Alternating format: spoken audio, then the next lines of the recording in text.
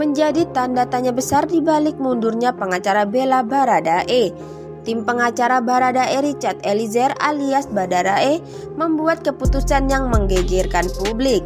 Tim pengacara memilih mengundurkan diri 4 hari setelah Baradae ditahan tim Sus Bareskrim Polri.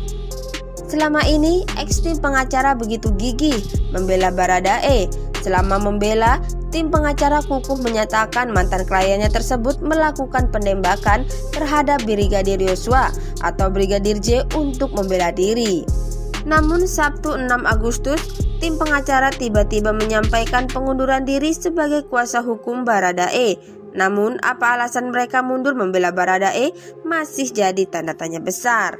Kami sebagai dahulu tim penasihat hukum Richard yang dikenal dengan Baradae pada hari ini datang ke Bareskrim untuk menyampaikan pengunduran diri kami sebagai penasihat hukum Baradae, kata Andreas Nahot Silitonga, ex pengacara Baradae di gedung Bareskrim Polri Sabtu 6 Agustus 2022. Andreas tidak membuka ke publik alasan timnya mundur menjadi tim pengacara Baradae, akan tetapi alasan pengunduran diri tersebut sudah disampaikan timnya ke Bareskrim Polri Komjen Agus Andrianto. Mengenai alasan-alasan pengunduran diri itu sudah kami sampaikan di dalam surat kami kepada Bareskrim untuk selanjutnya dapat diperlakukan sebagaimana mestinya, ucap Andreas.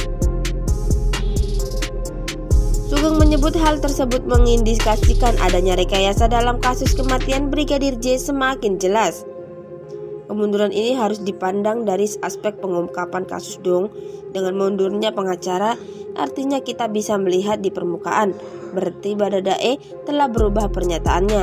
Berarti semakin mengungkapkan kasus rekayasa ini benar adanya, kata Sugeng saat dihubungi Sabtu 6 Agustus 2022.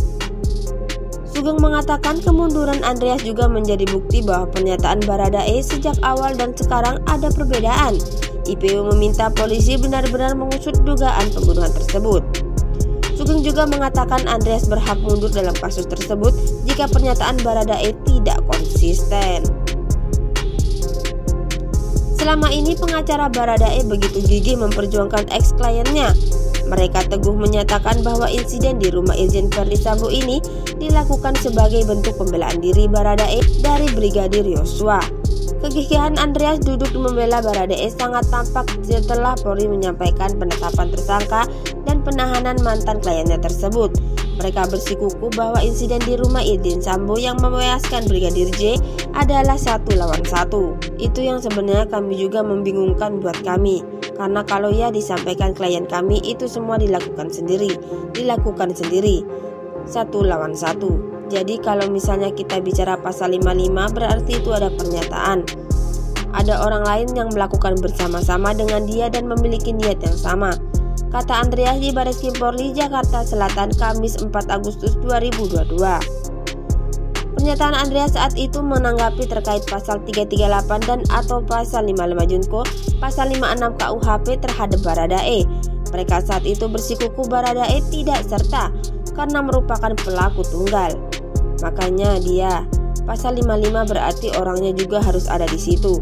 Katakanlah pasal 56 satu lagi ya, kalau pasal 56 dia memberikan sarana, tapi dia juga harus memiliki niat yang sama.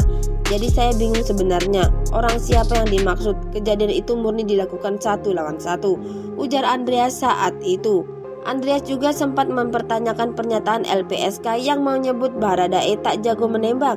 Andreas menyebutkan Baradae sudah mendapatkan pelatihan menembak di Brimob sejak 2009. Nah, gimana tanggapan kalian? Cantumkan di kolom komentar. Jangan lupa like, comment, and subscribe.